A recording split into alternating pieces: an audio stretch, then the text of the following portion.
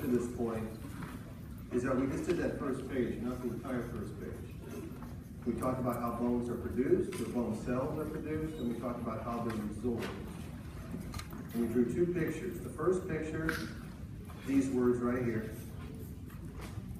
and that's this first picture here, where we see that we have an osteoblast that is going to eventually become an osteocyte. It's going to turn into an osteocyte. What's a fancy word for that? It starts with a D. It's going to differentiate. An osteoblast is going to differentiate into an osteocyte. How is that going to happen? It's going to calcify. How does it calcify? It calcifies because it makes osteoid and hydroxyapatite. It produces both of these, dumps it into the interstitial space. Those two things, osteoid and hydroxyapatite, are going to mix. And when they mix, they get hard, they crystallize. That's what calcification is in this particular instance. Why is it called calcification? Hydroxyapatite is made of what, in part? Calcium. It's made of phosphate, hydroxyl ions, and a couple of other things, but mainly calcium and phosphate. So because calcium is involved in this substance hardening, they call it calcification. And so it encases the cell, it traps the cell, like a glazed donut. That was the analogy that I used. The donut is the cell, the glaze, that's the hydroxyapatite and the osteoid encasing that donut, encasing the cell. When the cell is encased, when it's trapped in this crystalline structure, it causes stuff to happen inside the cell. Stuff that makes it differentiate. Stuff that makes it turn into another cell. This cell that has little arms and little legs used to look like this cell. It changed. All right, we just made a bone cell. When you hear bone cell, the only cell that should come to your mind is what? Osteocyte, right? Should an osteoblast come to your mind? No, because that is not a bone cell. That is a cell within bone, but it is not a bone cell. Osteocytes are bone cells. So that's the production of bone cells. There's also the process of breaking them down, resorbing them.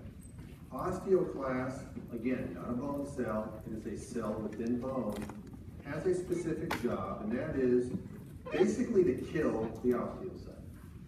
And it's going to do that by producing two things. So osteoclasts produce two things, just like osteoblasts produce two things, but they're two different things. Osteoclasts produce acids and enzymes that are going to kill the osteocyte.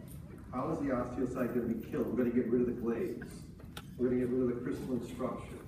We're going to get rid of the hydroxyapatite and the osteoid that's wrapped around this osteocyte. And when you do that, the cell dies. Specifically, the enzymes are going to break down, digest the osteoid. The acids are going to break down the hydroxyapatite. And because hydroxyapatite is made up of calcium and phosphate, those ions are kind of separated from each other, and they will not sit in the interstitial space. The blood will carry them away. And so that's what we see here. So after the hydroxyapatite is broken down by the acids, the calcium and phosphate separate and is then picked up by the blood. That's where we ended up. All right? So we're done with that story for right now. And by the way, this process, bone resorption, this process, bone production, are both part of normal growth of bone, maintenance of bone, repair of bone. I gave you that analogy at the very, actually the very last thing I talked about. Now, there's more stuff that we're going to springboard from this. So as I said that first day, if you don't understand that, if you don't understand that, if you don't understand these two pictures, it's going to be hard for you to understand everything else that we talked about. All right, but I'll guide you through it tonight. And certainly help you through it as the days go on. By the way, when's the next exam? 2 weeks. That's a lot of time. All right, a lot of time to get on top of this information. So what's next now? Calcium and phosphate homeostasis. So now we're going to draw this picture. Homeostasis, we're going to draw a line with squigglies around it. Now, I can pick calcium or phosphate. I'm just going to pick calcium, just because I want it. All right? So this line right here is the level of calcium in your blood. That's the set point level. That's the normal level. So that's blood calcium. Make sure you put the word blood there. This is not bone calcium. This is blood calcium. So the amount of calcium in your blood, we need it to be normal.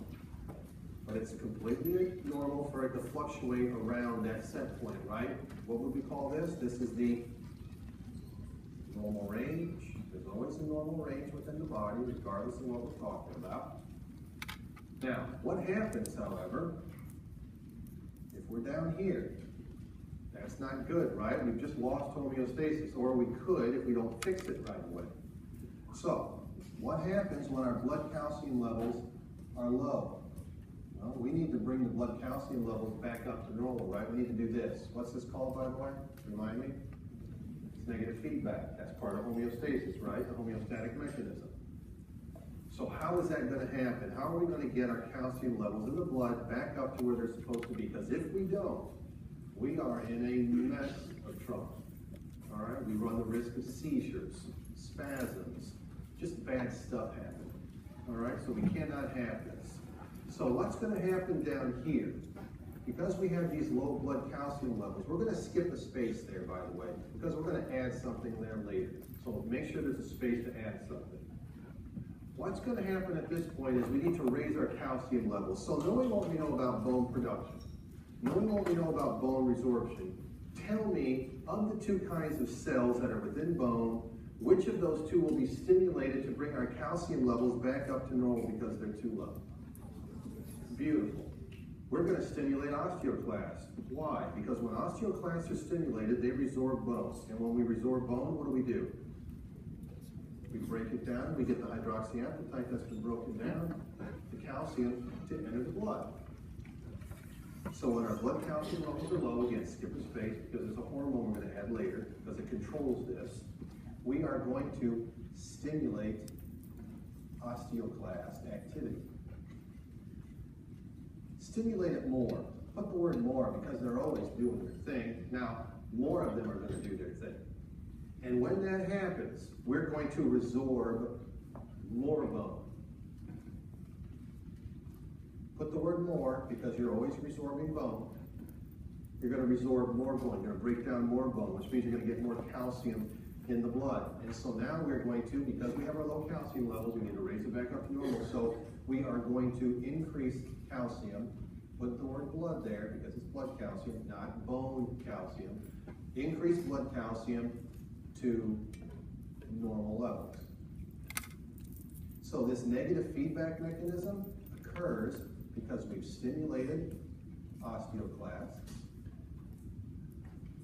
and as a result, we resorb more bone. So we write it in two different places in the same picture, we reinforce it. So bone metabolism helps with calcium metabolism, and that's some of the things I kept on over and over again the first couple of lectures. Homeostasis of this helps us with homeostasis of that. Stuff over here helps us with stuff over here. The body works beautifully together. All right? Are we good? Let's go the other direction. I think you already know where this story is going to go. Our calcium levels are high now. That's obviously, once again, no good. We don't want high, we don't want low, we want normal. So we have high blood calcium. That could lead to bad things too.